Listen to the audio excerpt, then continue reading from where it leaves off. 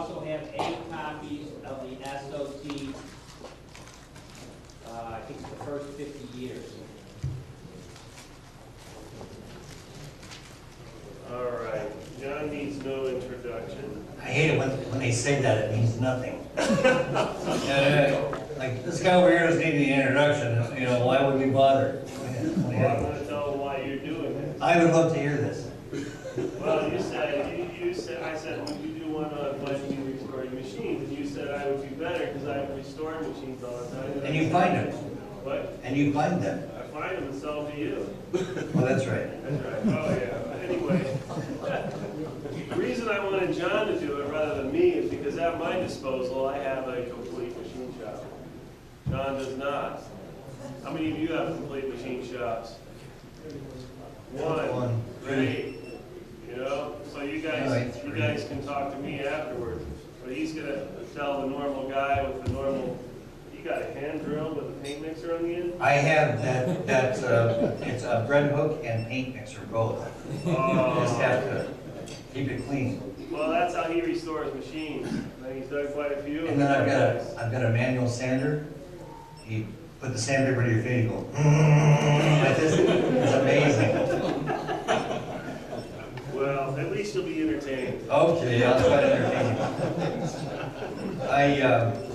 I have some thoughts about this. I would encourage you to realize that I am not an authority on this. I just happen to be one of the spectators on the highway of life. And I watched these things go by and I thought, well, I could do this or that myself. And there's something about, you wouldn't believe it if you saw my shop, because it's just absolutely jammed. And there's a lot of unnecessary things in there. But I like neat things. And when I get machines to restore, I've restored maybe a dozen machines, not all OT related. But I get a machine that's all grubby and I clean it all up and paint it and spiff it, and I sell it. You know, what am I gonna do with this? It's just taking up room. But it's great fun. And my wife says, geez, I wish you would make something with these machines. And my response is, what a concept. He just doesn't get it. She just doesn't understand. No, actually, this is not quite true, because we were at dinner with some folks from San Diego last week. And she said, they said, well, your husband does woodworking and things. Yes. She said, but no, I've resigned myself to the fact that he's going to play with his machines more than he's going to make things. 42 years married. So anyway, when I sat at the computer at home and I thought, let's see, how can I address this? And I have had conversation with some renowned authorities in the antique industry, let's say. And I'll show you some things that they've said, or I'll refer to some things that they've said. So, something to consider before you decide to restore. Does the machine have a role in history? And I ran across this, I thought, somehow I was sitting there on my computer, I thought, what if you had Elvis Presley's first car? So I type it into Google, and up comes, for his 18th birthday in 1953, Elvis' father, Vernon, purchased a 1942 black Lincoln Zephyr for $50, which was a lot of money for a family of very modest means like the Presleys. You see the car. Let's suppose that you had that car, you had access to that car. Would you put in Diamond Tough Tuck and Roll and paint it a metallic blue or something like that? Put some white sidewalls on, what would you do with it? This is an interactive. It's okay. It's okay for you to respond. Keep it original. What would Elvis do? What? What would Elvis do? Elvis has left the building and he's still seriously dead. Yeah. No, I think I try to keep it as, now there's a spectrum of restoration, and we'll get to that in a moment, but I would try to keep it fairly original, as Dom says. All right, as long as we're agreed on that, we can move forward. Here's a suggested recovery continuum. Number 1, don't touch it. Number 2, don't touch it unless you can improve it. Then it goes, and I'll stop right there because I found an 1873 trapdoor Springfield rifle hanging in a barn in Wisconsin, which I bought for $130. It had a very low serial number. I thought, whoa, this is too cool. There was a big glob of rust on the third number of the serial number, and I thought if I could pop that off, the breech was badly rusted and corroded. You could not have put a round in there, much less fired it. But I talked to somebody, I said, should I try to restore this? He said, if you can improve it, go ahead. But if you can't, don't touch it.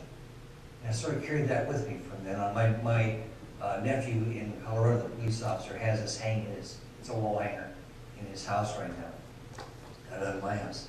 Moving from that point, if you don't touch it unless you can improve it, you may repair, renovate, or restore. Now, repairing it to perform its function, keeping the original dirt and patina. I see this as Steve White's stuff. Steve White's stuff is grubby.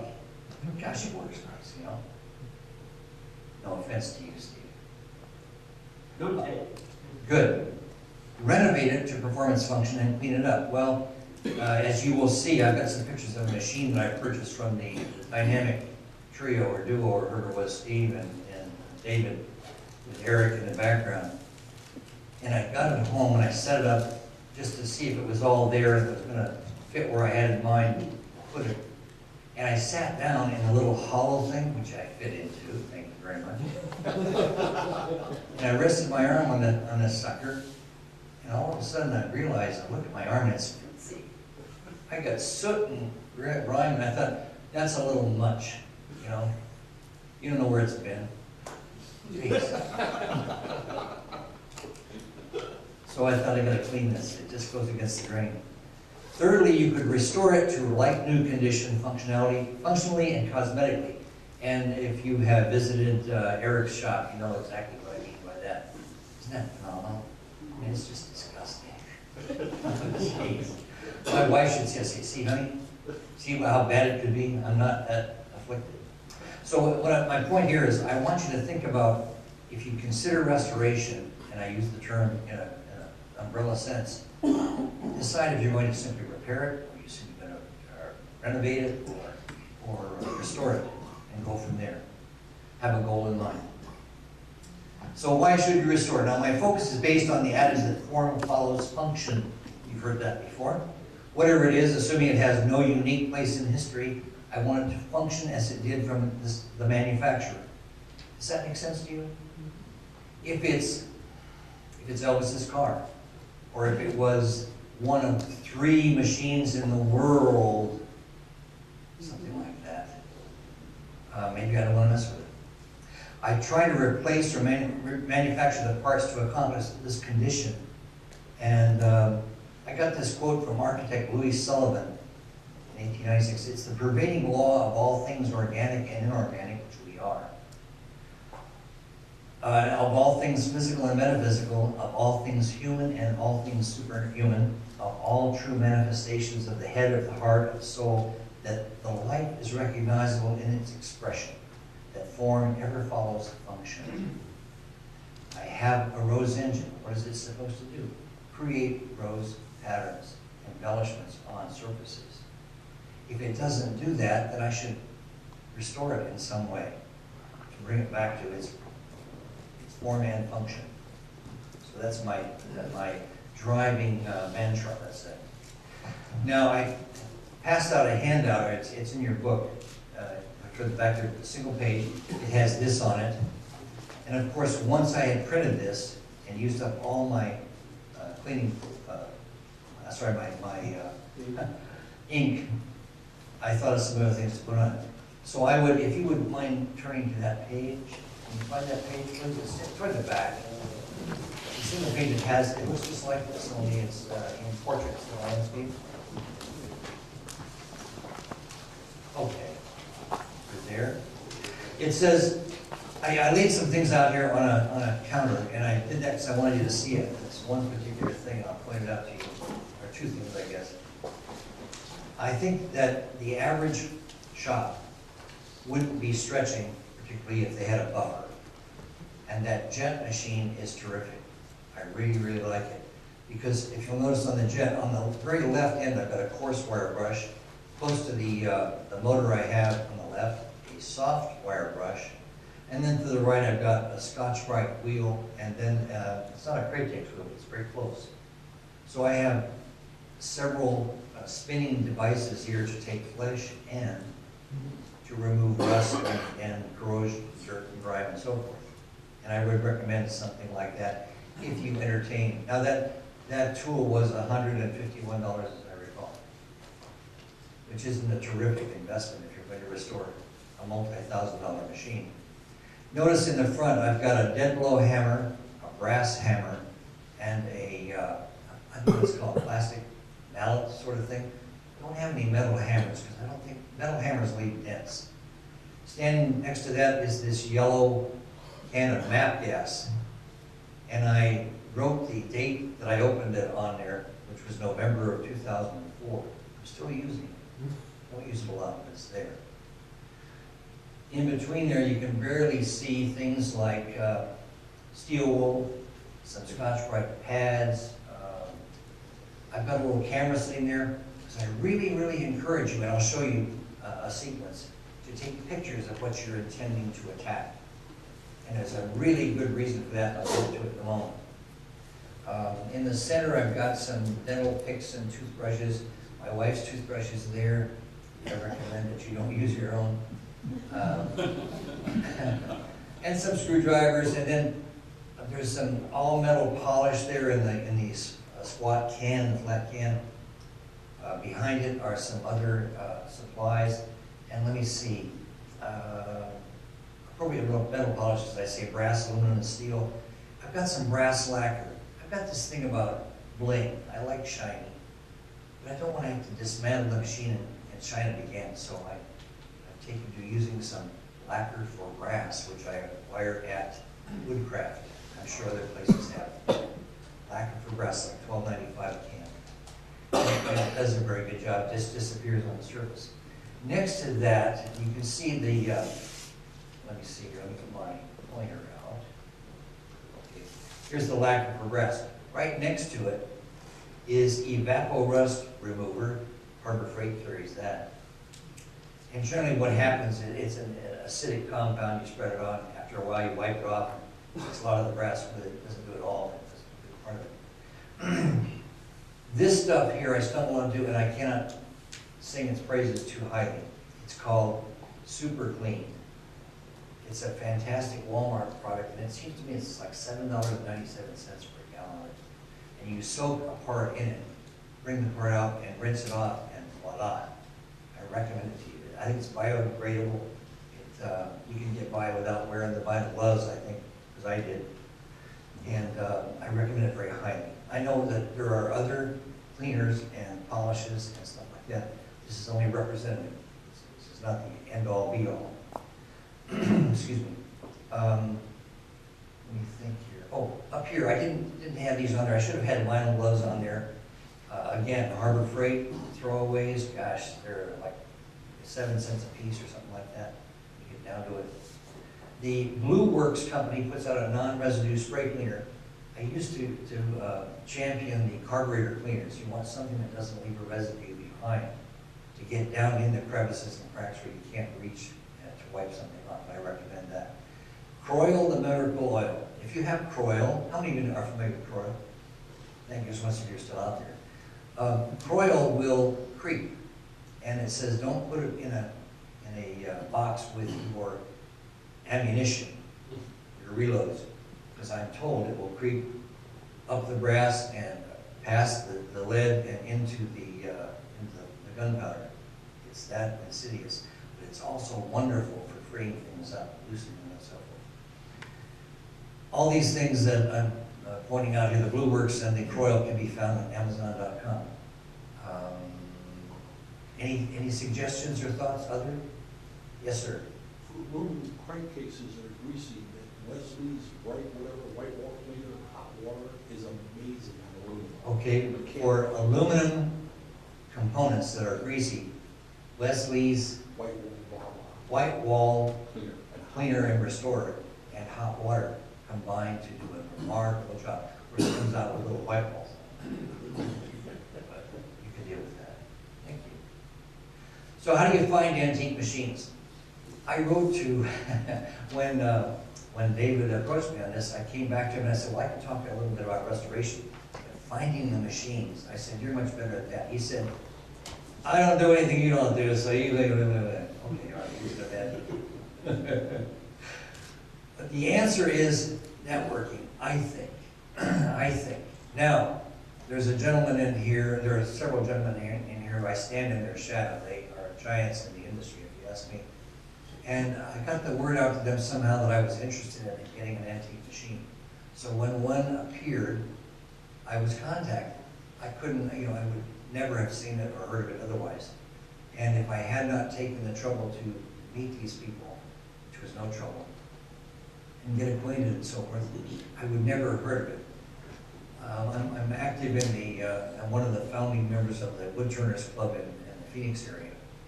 I did it in 1986, and I've been involved ever since. And they say, where do you find these machines? Oh, look, a radio arm saw. Where did you find that? Well, I was out. I got acquainted. We need somebody to come down and demonstrate for our club. Well, I know, I would say, well, I know so-and-so. I know Eric's bad. He can do a thing on pens. Well, how do you know Eric? Because I extend myself. I get out there, reach. And I encourage you. The world will not come to your door. I encourage you to go out there and acquaint yourself with. That's one of the neat things about this organization and the Woodturners. You can meet the big guns and shake their hand and say, hi, my name is John, or whatever. They're not remote in some fashion. And gracious, and I'll explain that to you in just a moment. So let it be known. Get involved in the OTI and the Society of Ornamental Turners and get to know the people. I am privileged to know John Edwards. I know if I have a question about a piece of equipment, I can put him in the audience that I query. John, have you ever heard of this? He'll say, yes, I have, or no, I haven't, or we'll see someone, we'll talk to Paul, or something like that. And it's that involvement, that networking that pays off. I don't like to use networking, particularly as a term, because it's so social studies kind of stuff. I don't know if I want to tell you that, but I really don't need anyone. I really don't. I'm social and I'm gregarious, but I love being in my shop alone. I can get lost out there for days, probably. King comes out, she says, I didn't hear from you. I was afraid you'd fallen down and hurt yourself. No, I didn't. No. I listen to audiobooks while I'm usually adventures and shoot 'em ups and westerns and stuff, because I'm fiddling with my machines. I gotta learn to make things, that's all. So let it be known that you're looking for a machine, whether it's a Rose engine, a straight line machine, a brocade machine, whatever, and then be prepared when something surfaces. So you don't want to say, oh geez, $11,000, I've got $65 right now. Work on putting together a reservoir of funds that you can draw upon when the opportunity presents itself. I don't know, sell aluminum cans, I don't know what it takes. So, here's a before and after example. This little hard hinge, I believe it's called an HS 59, something like that. Anybody know? It's just I'm lifting it out of the back of my truck with a Hoyer lift. Those of you that know, who knows what a Hoyer lift is? Anybody know? Oh, good for you. Hoyer lifts are to help you move people who are incapacitated. And you can pluck people out of the swimming pool with them. They'll lift up to 450 pounds. They're on wheels. They've got a little arm, comes up like this. And they're available for about 100, 150 bucks in the neighborhood, if you look on Craigslist. And talk about save your back. Oh my gosh. So I know I've got an engine hoist too, but this thing just rolls out there and picks it up. The engine hoist, I have to set it up. So I plug it out of the back of my pickup truck, and I go in and I work a little magic on it, I think, what I call magic. And there it is. I got this at an Arizona State University salvage sale. It even had that cross slide, that awful hard-hinge cross slide that we all detest. I said, oh, I'll take that.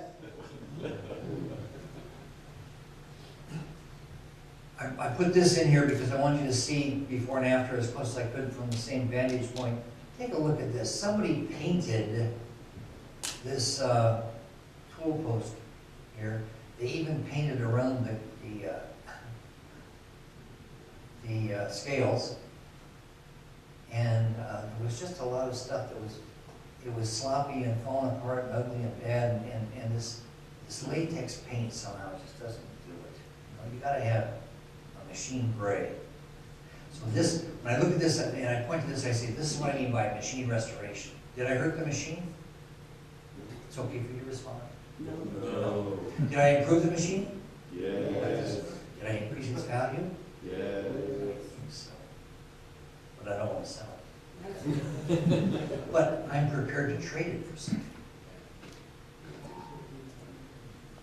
So there's Steve White's, you called it a Lemoyne machine, didn't you? Yeah, And I don't know how, where did that word come from? that was the name of the shop that came out. Oh, okay, all right. And Steve's machine, it was my first hands-on experience with a machine like that. I was impressed. There's lots of stuff going on here. And while it's hard to see, Steve made a tower for the touch. I think it might be sitting right there. It's hard to see at the scale up. To replace the part that was missing. So he sort of cleaned this up and restored it to functionality, if you will. But it's not like it was on the factory floor. No criticism there. This is a guy named Ray Robertson. Is he here? No, Is he still around? I don't know. I didn't ask permission to use him, but I took a picture of him. He was sitting there at the machine and he was playing with it and using a paper chuck or a tin pan chuck. I thought, well, that's what they look like. It looks a little busy, but functional. Here's what's known as Merkline's elegant 1780 Rose engine before restoration, sitting in my driveway, and after restoration. And just in case you missed that, as you were looking away, it's a difference of night and day. I characterize this as one of my best restorations.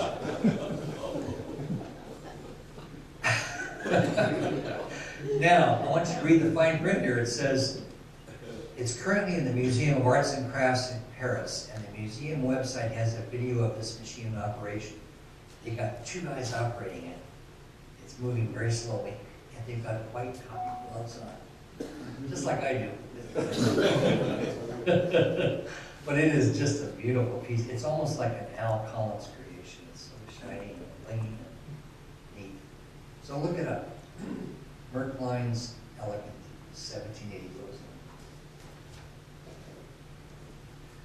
All right, in 2003, I was at the American Woodturns Association annual symposium in Pasadena, California. And on the second floor in the northeast corner of the convention center was a room, and this rather chunky fellow, who hasn't made it out yet, but he had a large bottle of wine last night, and I suspect that he hadn't finished.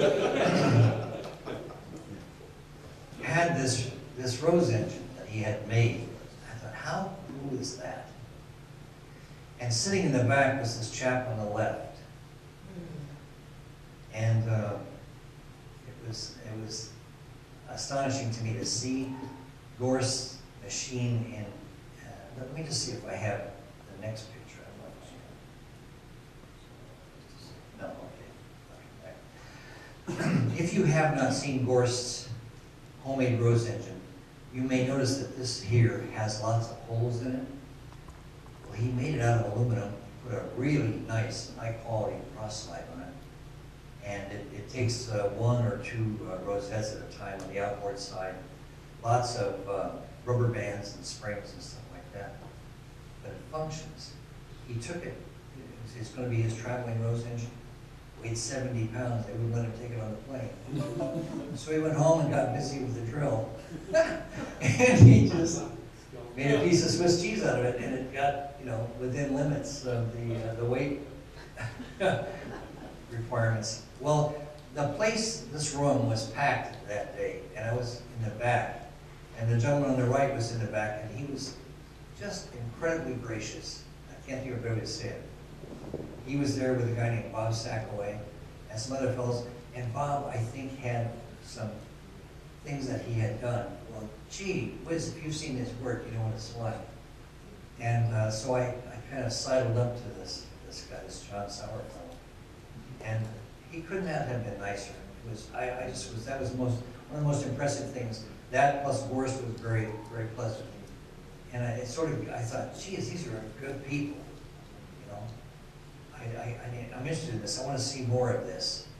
He introduced me to the Society of Ornamental Turners, and I sent off and got a disc of the bulletins and so forth, and sort of got into it that way.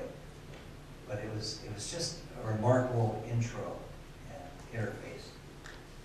So my message there is, you get somebody who hasn't done this before, or hasn't gotten immersed yet, be nice to them.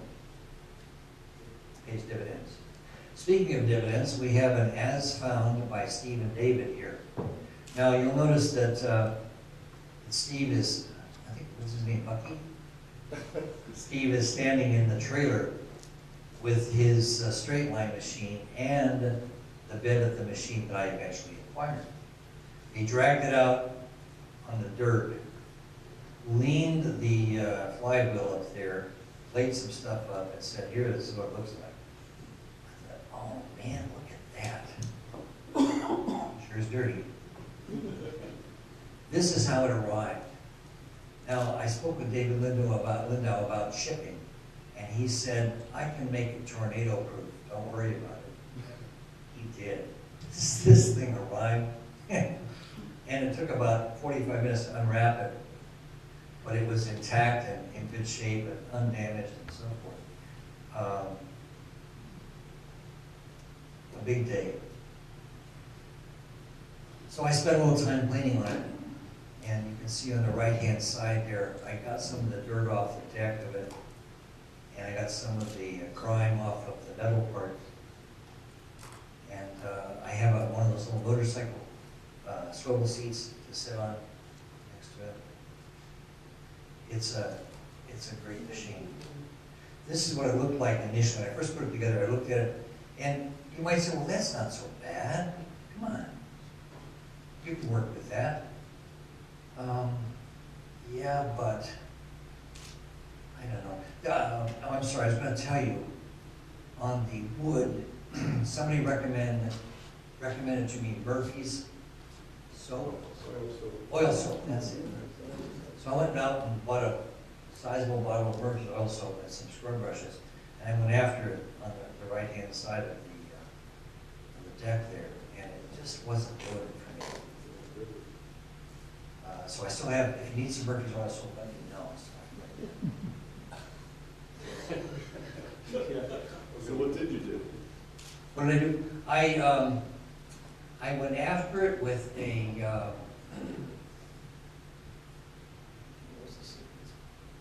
I had some degreaser, and I spread it on there, and I wiped it down, cleaned it, and then I took a scraper, a Sandvik scraper. It's about this big. It's just a thin piece of metal, and you take a burnisher and you put a curl on the lip, and then you crown it slightly with your hand, and you pull.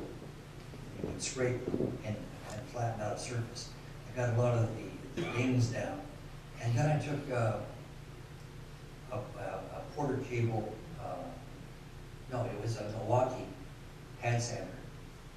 Orbital pad sander that you could sit on there and just gently go around. Those tables out there that had the stainless steel tops that were all spiffed up, you saw those? I did those. Anyway, I sanded the top of it, and I tried to get it as clean as I could, and then I refinished it with some a Minwax product, as I recall. And then I dismantled it entirely. Of course, took all the metal parts off, and that was fun. I got to point something out to you. The Oval Chuck Edition, my friends that live nearby traffic in these machines as well. and I had the bug. And this one, well, I'll tell you, it's David and Terry Joe right there. David said, I've got this oval chuck that might fit on your machine. Really? Whoa.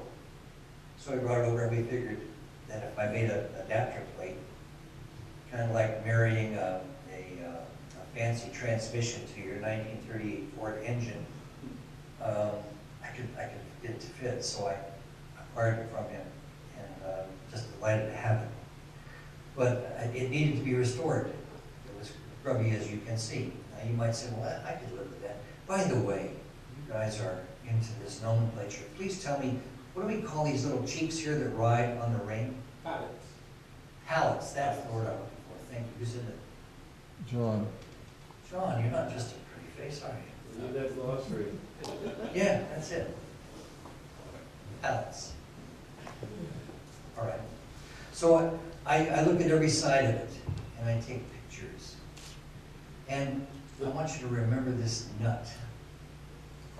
Also, I want to point out that there are only 2 of these paddle-shaped Thumb screws. thumb screws, yeah. You know, Home Depot doesn't carry those. It was, never just put in my life. Anyway, remember this nut. Now I will tell you that this nut keeps the, I believe it adjusts allows the slide to be adjusted and then clamped in place to create the oval that you want. There's 2 of them. There's one on this end here, right here, and another over here. I'll show you that in a minute. And then there's the ring, and the bottom side of the ring, it's got a couple of locator pins. If you haven't worked with machines before, locator pins are an ideal way to properly align something. Presumably, in the storybook way would be you position it exactly where you want it, clamp it in place, you drill right through it into the substrate, and then you put a pin in the substrate, and when you put it back on, it fits over the pins, and it's generally speaking. Some of those dowel pins are tapered, so it makes it easier. But anyway, you watch for things like that. Still photographing, putting up, showing the relative relationship among the pallets and the ring. And I'm still doing that. Then I start taking some parts off, and I was photographing them, and I lay them out the way they go back together, because I can't remember stuff like that. I got that CRS syndrome, can't remember stuff. You said it, not me. And then here's the dovetails that this slides in, so that must go in there. Okay, I've got that figured out. And let's see, I took these screws out here to remove these indicators or guides or something, and put them over there, sitting around. Now, this is a little worthy tip for you. Probably already know this, but see, there's a terry cloth towel right here. When you drop little things like screws, often they bounce and run, and there's some that are hiding from you still. But if you have a terry cloth towel that you can sacrifice, they won't run away. You just drop them right on there and they'll stay. Just a thought. So, oval chuck is almost done, cleaned up. Ooh, look at that. We've got gradations here. There's a scale right here. But where is that bloody nut? It hit the floor and went somewhere. It really did. I don't have, I'm not afflicted with chips like horse shop.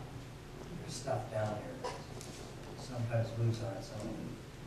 I found that these screws, it's a 5/16 18 thread, curiously enough, and it works. But I can't find that nut. Now, the reason I think this is so important is I want to go back just real quick and show you this. Right there. You can just barely see, well, you can see the nut well here. It's a nut with a skirt on it, right? And the skirt, it's not a washer, it's a skirt. It fits out over this surface here. So now I know what it looks like. and about how big it is. And if I didn't have the photograph of it, I wouldn't have remembered what it was. So it's worthwhile to me to do that, so that when I come up missing the nut, I know what I'm going to be looking for. All right. Now here's the centering chuck before and after. I found this particular exercise fascinating, which you may or may not. It's okay. It's all right if you don't. But when I dismantled it, I laid the parts out like this, so I can see the sequence. This goes into this, sits on that, goes over here. Here's the centering screws here, and then here's attachment screws there. And there's some kind of a center pin here that goes in this hole. I clean them all up, make them look pretty like this. And this insert here that is the core of the centering chuck has little wear plates that fit 90 degrees apart. You can see a recess here where this plate fit, so that when it gets galled and scored and so forth, you can replace it. Those guys knew what they were about. What is really fascinating to me is, look here, they have 3 little prick marks on this edge of the wear plate, and here's the body itself with 3 little prick marks. So you associate those, and you got it back in the right place. Over here I've got 1 and 1. When I recognized the code, I thought, Hosanna, I'm saved, because many things weren't fitting. I know you're excited about this. Okay, I've got, sometimes I have to believe that maybe more than one person worked on this and they got screwed up or backwards, but there's 2 prick marks here, but 3 here, and there's only 2 on this wear plate. But the wear plate fits in and matches up with the 2 little prick marks here, yes? So I know that's where it goes. I was dumbfounded at this. Look at the screw. See the number 1 right here? It's okay to respond. Yes. See the number 1 right here? Yes. What? That's where that screw goes. Over here, this is a number 2, I think. 2 and 2. This one is an aftermarket, I think, and it's a recent edition, 1937 perhaps, something like that. But I like to clean up screw. Invariably, the screws heads on these things are butchered slightly. And I like to take a little file and clean them up and try to make them look like they haven't been abused. So there's the before picture. On the left is the large wheel that has the lacquer still on it in the dirt. And what's happened here is, and I sacrificed something in the patina compartment, is people have handled this and sort of shined it up around the edge over the centuries, or decades as the case may be. Not me. I got to take it down to the bare metal and then polish the heck out of it so it's a mirror finish. You can see there's the oil cup, there's the reflection of the oil cup. But it's comforting to me to see it all shiny like that. Is that Orion part? Actually, I'm so glad you asked that one. Give me a moment, we'll get there. I have, John, this is what I was talking about last night. Is he still here, John? There you are, sir. This is the stanchion that fits in the center and it pivots down here. There's an upper pivot, lower pivot, and the pivot only fit into one of these. But I've got these 2 cylindrical screws. They've got an oversized head on this, a cylindrical head with a screw through the side, which doesn't do anything that I can see. I don't know what those are for. Anybody got a thought? Here they are taken out over here. What might be a guide for a straight line lower plate that sometimes comes off the bottom of the straight line. Okay. Simply. That would make perfect sense. There doesn't seem to be a whole lot of space between them. No, eliminating the movement of the Okay.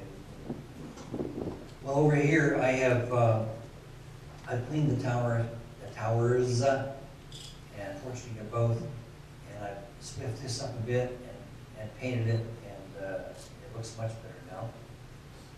And then the cross slide had on this side right here, you just barely see it. There's a spring right here. that I call the ratchet pawl spring. There's a pawl, it's in teeth, and the spring was broken off. I went to a local clock shop, and I was going to tell Dave this, but of course he didn't stick around. Went to a local clock shop, and the guy was very, very nice. He went in the back and he got a spring that was a mainspring that was as big as this disc, loose. And he said, here, this is springs too, you can make your replacement out of this. And I only needed about 1.5 inches of it. I discovered that the curve, the curve of the spring was identical with what I needed. It was perfect. So I took a little Dremel tool and I sort of excised the piece I needed, drilled a hole in it, mounted it, and it's just, you'd think it was original. I just loved it. It was grand. That's part of the fun. Now you can just barely see right here. What's this thing called that has the teeth in it? The worm? It's the one that allows the sector. I discovered as I cleaned it up, there's something imprinted here. What is that, he asked. It's the letter A, that could be Abraham or Adolf. Ulinga Alachla. So I go in and thanks to the internet, I plug in, I don't know if you can, you can't see. Right here, it says A Ulinga and then Alachla. So I go in the house into the internet and I plug in, and I find this.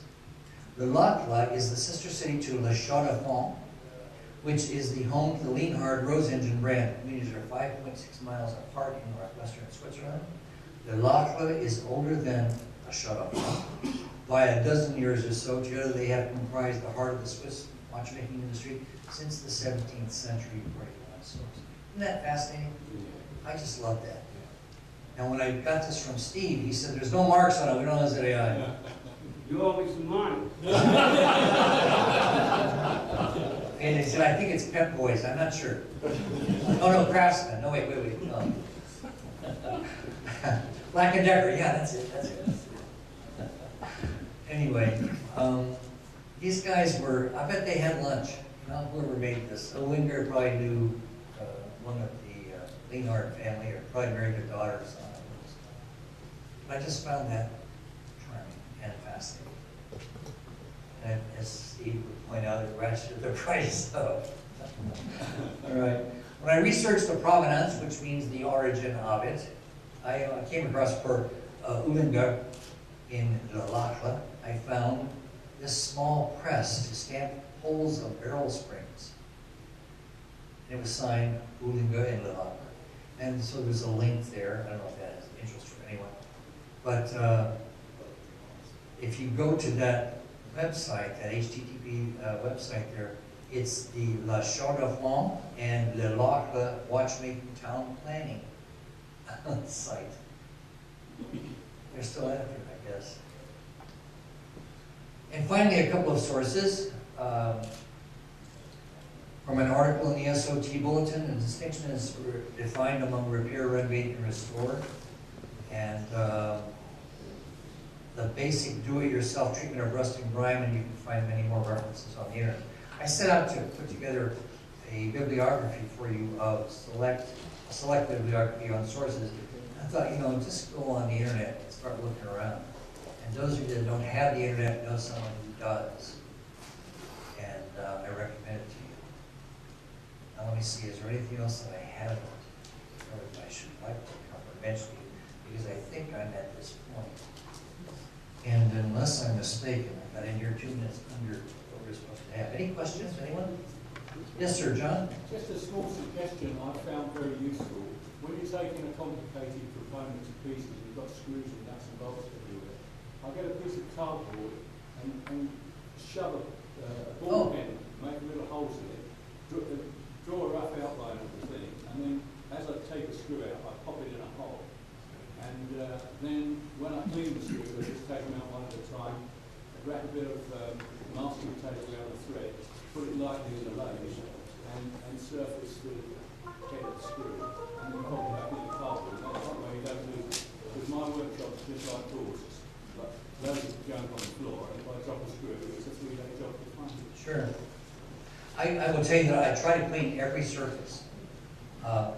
And so I have gloves that I wear when I introduce the screw to the Scotch-Brite spinning wheel there, or the soft wire brush.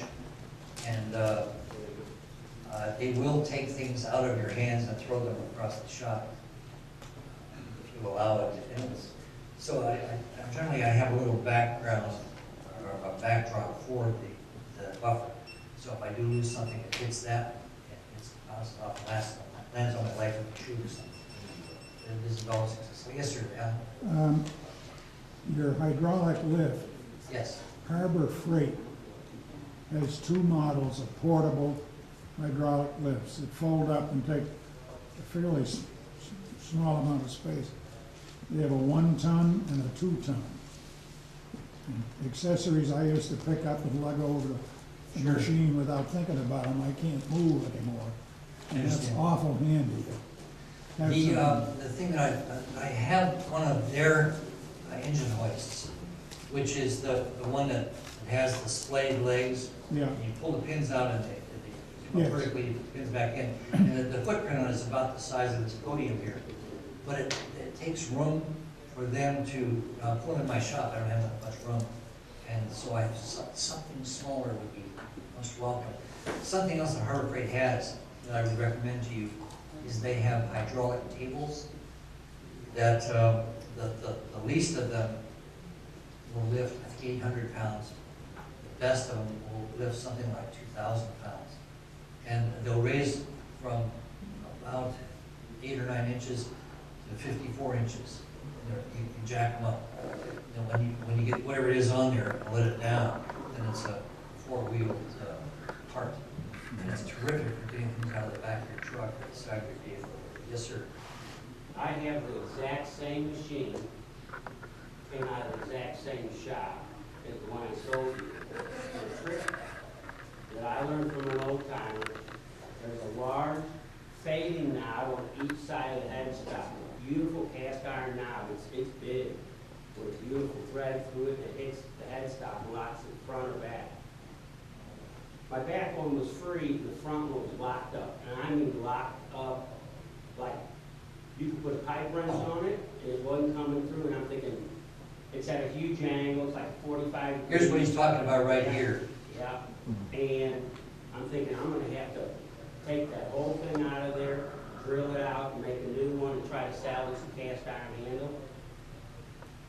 An old timer told me, put about 10 drops of oil on it every day for about 3-4 days. Then take a vibrating etcher on it, plug it in, run it overnight. And I did that. And after the first night in the morning, I unplugged it, and I turned it a half a turn. And within a couple of days, I got it out of there, and I was really surprised it was not ruined. It just had so much grime in it, it had locked up. Another thing about your machine, you notice the top part of that crossing plate is shiny, but the center part has that brown grunge. Yes. Well, that's because this cantankerous old cuss that I bought it from took the handle off it and ran it by hand since 1981. I mean, you'd say, well, that's stupid, right? Well, guess what? There's only one thing he would do with that machine. He would put a border around a round piece that he was going to do on a straight line machine. He said as a rule of thumb, he uses a straight line. He's a full-time engine turner since 1956. He says he does straight line probably 85% of the time to round. He never used it as a rose engine. He used it as a bordering machine. You just reminded me of, I had not thought of that vibrating. That's a great idea, the little oscillating. What was it, what type of a vibrating mechanism? If you're going to engrave your initials on something, Oh, yeah. a little thing. That's terrific. No, I want to say something as well. Yeah, wonderful. I run across screws sometimes that are seized, and I should have mentioned this at the right point. what I've discovered is that the coil is sometimes helpful, but sometimes it doesn't work. So I've tried this with some success, and this may make you cringe. I apologize if it does. But I will take the torch and I will heat the screw.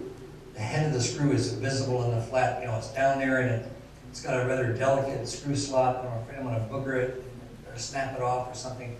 So I heat it, and then I'll put a screwdriver blade that fits, the right size that fits. And the sucker is quite hot. Bang it with a hammer. And then I try to tighten it slightly. Just tighten it just slightly. And then it seems to come loose. Now I tried loosening it without tightening, without banging. Sometimes it works. But I've discovered that, and it may be, it's not my discovery, it's just common knowledge, but I ran onto it somehow. Was putting that blade in there, it's got to be the right size. Don't oversize or undersize the screwdriver. Whack it with a hammer, and then tighten it just slightly, and pretty soon, boom, out it comes. And I had that experience with probably half. Yes, sir. For our British friends in the room, could you explain what booger it means? Yes, booger it is rather like bugger it. I think we have plenty of experience. I thought you might. Yes, sir. Could you, I couldn't read the website for the link between the two towns and. Oh, sure, you bet. We find it for you. Me too, but I can't think of all that. hang on, I'll get there. Okay, it's the HTTP //WHC as in Charles dot UNESCO UNESCO.org. WHC.UNESCO.org /EN as in Edward Nancy /list /1302. That all has meaning to someone. Yes, sir. Thanks. John, with Bucky mentioned Troy. Yes. It is probably one of the best penetrating oils, but if you ever do it like on a really fine indicator, micrometer, and you let it sit and freeze it up, as soon as you see it freed up, you better get in there and clean it, because it will actually make it worse sometimes. Really? Yep. Especially on. But I've got some stearin oil that I use on the micrometer type of threads, the fine stuff. But I've never tried it. I don't think it's a penetrant. I think it's just a lubricant. Like, make sure you clean it even, no matter what you use. There's people that swear by WD-40. I think there's fish oil in there or something like that. I don't know. And that's for lawnmowers. Anything else? Any other thoughts? Yes, sir. If you got some nuts or anything on your machinery like that that are froze up that you can't get off, that you tried about everything on? David, are you throwing your voice? What? Huh? No. Oh, you? Yeah. I'm sorry. I was talking to him, but I'll hear you. But sorry, what you say? I'm sorry. That's all right. But you can take a torch and just heat them up slightly. You don't have to get real aggressive with it. Just heat them up. Heat up what? The nuts or whatever. The nuts or whatever are frozen. You Yeah. got that you can't get off. Don't get them real hot. And just take and dump some cold water. And the expansion coefficient causes it to. Well, what happens is one, they expand, and they expand differently, because your heat is, kind of on the nut, it's on the nut, it makes it actually smaller. When you dump the cold water and it shrinks, it breaks that rusty crap in there. Okay, for those of you that couldn't hear, what's your name again? George. What George couldn't say. A lot of Was times you saying. can take them off with your fingers after that. I watched American Restoration. You ever watch that show? On the History Channel. Sometimes it's great fun. It's a little bit hokey at times too, but anyway, they showed Brentley heating something to break it loose, and he had it absolutely red hot. I mean, it was just glowing. I thought, no, not like that. And what George is saying is, you heat up the shaft, or the threaded shaft and the nut, and they have different coefficients of expansion because this is my interpretation, the bolt is in the chassis and it acts as a heat sink, so it doesn't heat as rapidly or as thoroughly as the nut, which is separate itself. So the nut expands from heat, from molecular activity, expands more quickly than the threaded shaft because the threaded shaft is not keeping up with the temperature. Does that make sense? And as a consequence, the nut may expand and come free. Now, I used to wonder, well, if it expands, why doesn't it crimp inside more? What happens when you put the cold water on it? I didn't get there yet. It shrinks quicker than what the inside does. And it Okay. actually stretches that just slightly. Okay. He says throw cold water on it. Once you get it heated, heat it. Not ice cold, just. Heat it hot moderately, water. but a quenching water. Or David, I'm sorry, you got a comment. Now you are, for those of you that don't know, David has got more equipment than Eric, and he's got 6 of these and 7 of those. But, you know, they're herd animals. You can't keep them on their own, it's cruel. You have to tell your wife that. No, I will tell her that. In ingredients, one comment I would make from bitter experience is not so much for the wood bed machines, but if you're shifting things like Italian lathes, Italian wheels, or straight line engines with the metal pedestals, etc., they're top heavy. Oh. If you transport companies will tip them over. They will every time. What I've found from bitter experience is we might bolt them to a cut, the cut's flimsy. And those machines are only move 5 degrees and it rips it out. So to make sure it's bolted with heavy timbers so that even if they do tip it, it won't tip right over. Otherwise you've got a hell of a lot more restoration to do when you start it. Right. Starting off. And it happened 3 times I think what happened this happened, starting to tip over. And the other thing is, if it's a real big machine, don't park it on its pallet on the tarmac. Because from my experience I had, when I eventually went to move it a few weeks later, it sunk right into the tarmac, and you can't get fingers at your foot. Oh my God. So we work in limited spaces and Sure. we're a bit crowded, so these things do cause problems. But you Do I recall that you live in a muse? No, but I'm a little driveway, so you can't get, only a small truck can come up, and it's, but machines tipped over 3 times and smashed. Really? The wheel is, and also I've had one occasion where the chap's on a forklift truck shifting the machine, and there's a small manual cut on the driveway. Do you want me to say more? No. Did it fit through there? I'm frantically signaling to him, don't go that way, don't go away. Next thing you know, the 2 wheels at the back, whatever it was, and now I'm smashing it, and there's your machine up there, and they're all working out how to There are horror stories, no question. And so, anyway, say no more. My little straight line, I have a Hall straight line machine that I restored, and I thought, what am I going to do for the weight? It's got a chain that goes over a wheel and down into the column of the pedestal inside. And I thought of a sash weight. We use it, but out in Arizona, we don't have a lot of double hung windows. I was able to find a sash weight and put it in there, and it's worked well. I don't know, it's fun to me to, and as my wife would second this, it's fun for me to try to figure out how to replace that spring or find that sash weight or whatever it happens to be. Because form follows function. I just think it's important that it should work. Yes, sir. Chock full of sand.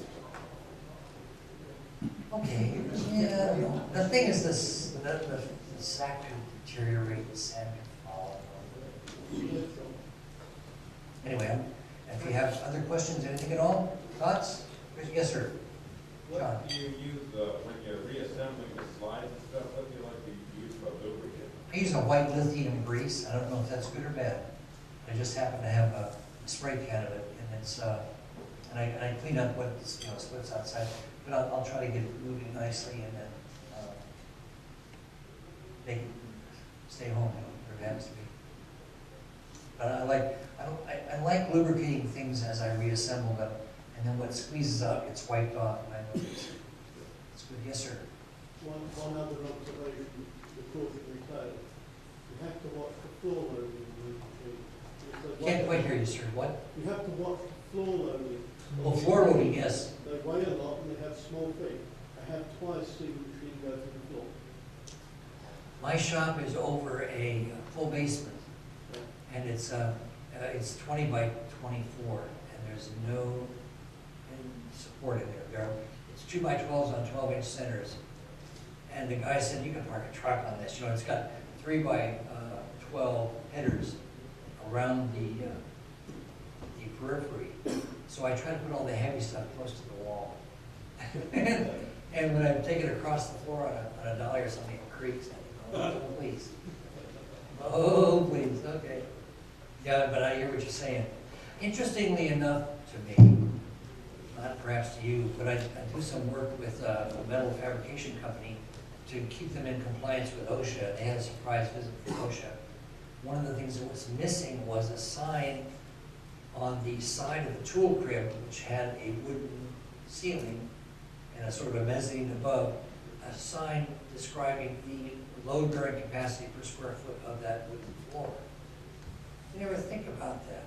I never think about that. I keep taking things into my shop. I never think about that.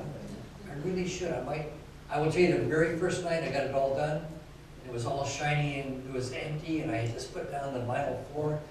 I brought in I went to the basement and I measured from the ceiling to the floor. Carefully. And I brought in 6 100-pound bags of sand or cement.